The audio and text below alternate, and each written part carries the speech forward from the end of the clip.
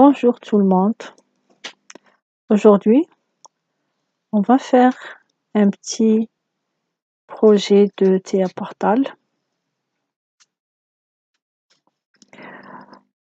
On va ouvrir comme ça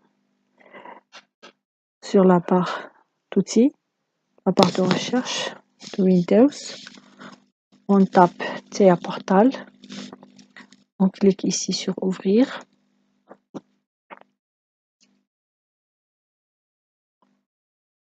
Il va prendre un peu de temps, le temps de charger les bibliothèques nécessaires. Lorsqu'on ouvre ici, on trouve 3 zones. Sur la première zone, il y a le menu Start. Sur la deuxième zone, on trouve Open Existing Project ou Create New Project, Migrate Project, Welcome to, and pour la troisième zone, on trouve le projet déjà créé dernièrement. Alors ici, on trouve Open. On ne va pas ouvrir un projet déjà existé. On doit créer. Pour ce rubrique Migrate, on parle ici de projet. Si un projet, par exemple, il est déjà ouvert ou bien déjà créé sous, par exemple, TA Portal version 13 ou version 14 et on veut l'ouvrir sous cette version qui est version 20 ou bien c'est le contraire. Donc on va aller vers Create New Project. Quand je clique ici, il me donne cette fenêtre. Project Name, je vais le nommer Projet 1.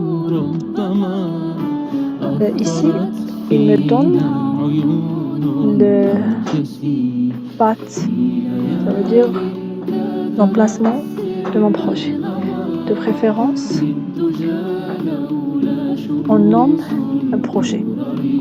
On crée un dossier. Par exemple, je le nomme Test 1. Test 1. Ici,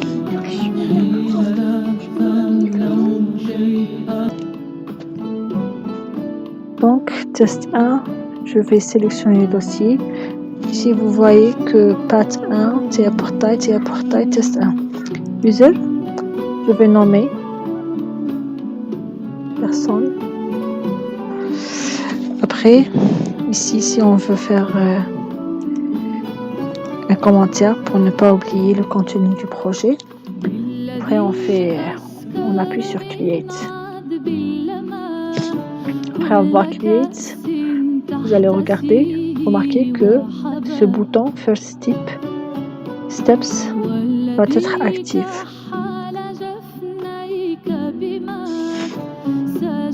Ça prend un peu de temps.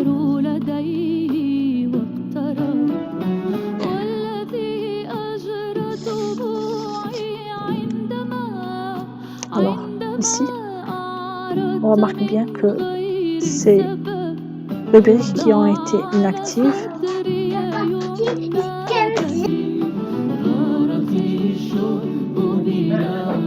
Device Networks, PLC Programming.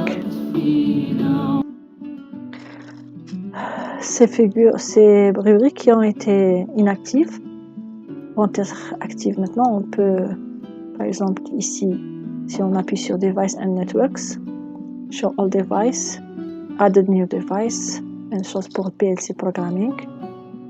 On peut chercher directement ici. Clic pour ajouter. Ou bien Motion and Technology. On revient aux rubriques Start, First Steps. Je vous conseille d'aller directement ici, Project View.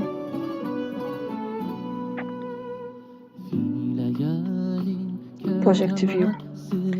Ici, on trouve la figure qui montre et qui nous permet de faire notre tout premier essai de programme sous TIA Portal. Mais ici, on remarque bien que cette fenêtre, elle est bleue. Donc, la première question qui se pose, où on peut mettre notre programme? Donc, pour faire ça, la première des choses, c'est d'ajouter l'API. Parce que si on désire programmer, on doit premièrement ajouter l'API qu'on va faire le programme dedans. Je viens ici pour Project One, parce que c'est le nom de mon premier projet. Add the new device, and ici c'est Device and Networks. Si je double-clique pour la première, il me donne la même pour ajouter le CPU ou bien ajouter l'API. La même chose pour Device and Network. On va procéder avec la première. Double-clic. Device. Ici, on trouve 3 rubriques. Controller, HMI and PC Systems. Pour HMI, pour contrôleur, on trouve Simatic S7300, S7300 1200 G2, 1500, Device Controller, etc. Comme on sait tous que le TIA Portal, à l'époque, dans les années 2010, il y avait le Stepset et le WinCC. Il était 2 logiciels séparés et avec lequel on installe les deux séparément. Après, on fait une configuration entre eux. Pour faire la programmation sur Stepset, c'est la programmation de l'automate. Et le côté visualisation HMI, on fait sous WinCC. Mais pour ce logiciel TIA Portal, qui est une version plus récente, ils sont les 2 logiciels intégrés dans ce logiciel. Donc ici c'est HMI, si on désire faire directement interface HMI. Ici c'est PC Systems pour faire pour les ordinateurs industriels équipés de Siemens. Maintenant, pour nous, on va travailler juste avec contrôleur. Donc pour le choix, pour faire une simulation juste sur ordinateur, on peut choisir n'importe quel CPU, n'importe quel API. Pardon. Mais si on va travailler sur un API réel, on doit choisir le nom et la gamme, la même qu'on dispose. Par exemple, si je dispose le 7300, donc je vais cliquer ici, je trouve largement de choix des CPU. CPU va être marqué dans l'ordinateur, dans l'API déjà. Elle est déjà marquée dans l'API, CPU, quel type. On suppose qu'on dispose CPU 314, ou bien je préfère celle-là. CPU 315 de PND. Dans 317, c'est pas laquelle choisir.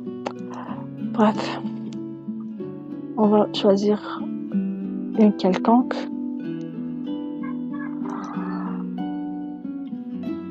Je trouve pas la petite. Non, je pense celui-là. Oui. Bref, on met OK. Quand on fait OK, on remarque bien ici que une nouvelle rubrique va être créée. Patientez un peu.